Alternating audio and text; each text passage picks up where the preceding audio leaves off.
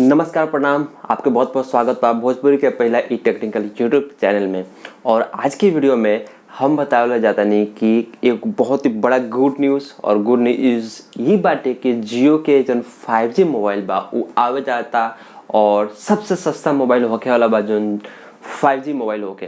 तो आज की वीडियो में हम बताएं कि ओकर प्राइस यानी भाव कितना, कीमत कितना होखेला बा, कितना कैमरा बा, का में फिंगरप्रिंट जो फिंगर सेंसर बा उ बा कि ना, बैटरी कितना बा, का लेवे के चाहिए कि ना लेवे के चाहिए। और एकरा साथ साथ में हम कंपेयर करके बताएं कि दोसर जन कंपनीज बाड़ी सन जहाँ पे ओकनी के 20,000 25,000 से शुरू होता 5G मोबाइल और वहाँ पे कितना सस्ता भाव में ये मोबाइल मिलता।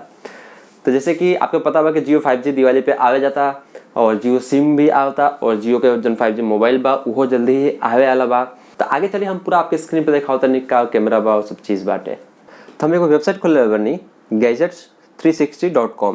ये इंडिया का सबसे बड़का वेबसाइट में से एगो वेबसाइट है जन की गैजेट्स यानी कि मोबाइल और जितना भी गैजेट्स इलेक्ट्रॉनिक सामान वाली से रिव्यू करेला, यानी कि ऑलमोस्ट कह सकेला टेक्निकल चीज़ें वाला ओकर बारे में बतावला। ई हटे एनडीटीवी जन न्यूज़ बा ओकरे ई वेबसाइट है। तो ये देख सकनी जियो फोन 5G। अब जन 5G फोन आवे वाला बा ओकर एगो मतलब बहाना एगो एक चीज़ एक आशा रखल जाता है कि ई फोन में ई चीज़ हो सकेला, एक्सपेक्टेड वर्ड मतलब ये हो सकेला ना हो सकेला वो कंफर्म नहीं के, बट एगो आइडिया एक लगावल बा कि हाँ इतना हो सकेला। अभी एक जन स्क्रीन के साइज बा, एक स्क्रीन के साइज बा यानी जन डिस्प्ले बा वो बा 6.5 इंच के और आगे के जन कैमरा बा जन फ्रंट कैमरा बा वो 8 मेगापिक्सल के आई। और ऐसा कहल जाता है कि जो गूगल के साथ में ई टाई अप बा, गूगल और ये दोनों मिल के बनाओ तारसन।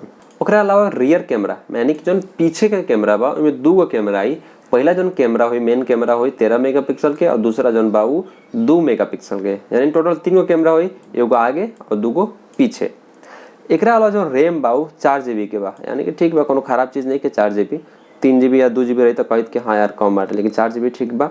और 5G फोन है तो 4 GB कोनो मतलब ज़्यादा भी नहीं है बहुत कम भी नहीं है। और जो इंटरनल स्टोरेज जो मैं कराई वो 32 GB, हालांकि थोड़ा कम बटे 64 GB रही तब मज़ा आई, लेकिन कोनो बात नहीं, आप एक्सटर्नल SD कार्ड लगा के आप कर सके नहीं, बाकी 32 GB बाटे 5G फोन में। और सबसे बढ़िया में बात ये बा कि जो बैटरी कैपेसिटी बा वो बा 5000 mAh, यानी कि बहुत ही बढ़िया एक बैटरी बैकअप बा। आप एक दिन पूरा रगड़ के मतलब बहुत ही पूरा दिन नेट चलाई, कैसे कि नेट अगर यूज़ करें नहीं अपना मोबाइल के सिम के तो में बैटरी ज़्यादा खाला, अगर आप वाईफाई यूज़ करें तो में बैटरी कम जाला।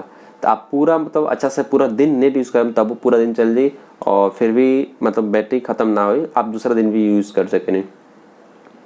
और एक OS बा जौन कि में ऑपरेटिंग सिस्टम आवेला, जैसे एंड्रॉइड का एक OS है, जैसे iOS कहल जाला, आईफोन में iOS आवेला, वो जैसे पूरा ऑपरेटिंग सिस्टम वही पे पूरा हमने के मोबाइल चलेला। यही है जौन एंड्रॉइड में जौन OS बा वो बा 11, यानी कि लेटेस्ट ही कह सकल जाला कि लेटेस्ट OS ही एमे आई। एक अलावा थोड़ा सा हमने के नीचे आ जैसे में ब्लूटूथ भी मिल जाए आपके, C टाइप में चार्जिंग मिली, यानी कि मिनी जो USB आई C टाइप में चार्ज जाए, जो कि लेटेस्ट अभी सब मोबाइल में यही चार्जिंग आवता। एक जो प्राइस हो सकेला देखिए वही वेबसाइट पर fastpost.com एक हिसाब से एक प्राइस हो सकेला 12,000 के आसपास, यानी 12-15 के आसपास प्राइस हो सकेला। अलग अलग वेबसाइट पर अलग अलग रेट बताओ देसन, लेकिन प्राइस एक हो सकेला 12 से 15,000 के आसपास। एक अलावा इनमें फिंगरप्रिंट जो सेंसर आवेला, फिंगरप्रिंट से अनलॉक करल जाला, येहू में एगो डाउट बा, कैसे कि कई गो वेबसाइट बाड़ी से बतावता है कि फिंगरप्रिंट सेंसर आई, कई गो बतावता है कि नहीं। हमारा हिसाब से रहे के चाहिए, कैसे कि हर सब फोन में अब आवता है, भले आप तू 9,000 के निकाला, 12,000 के निकाला, चाहे 15,000 के निकालो, फिंगरप्रिंट सेंसर तो रहे के चाहिए। 5G मोबाइल बा फिंगर के सेंसर नहीं के अनलॉक करे के नहीं के तो का मतलब होगा, ठीक बा। तो ये बहरहाल पूरा जन जियो के 5G फोन आवे वाला बा ओकर पूरा डिटेल। तो अगर आप एक्साइटेड बनी, अगर आप जियो के सिम लेता नहीं चाहे जियो के जो 5G फोन लेता नहीं तो आप लेवे खातिर तैयारी में बानी, तो नीचे वीडियो के कमेंट बॉक्स में जाकर कमेंट करिए और बताइए हमरा के कि हाँ आप एक लेवे वाला बानी।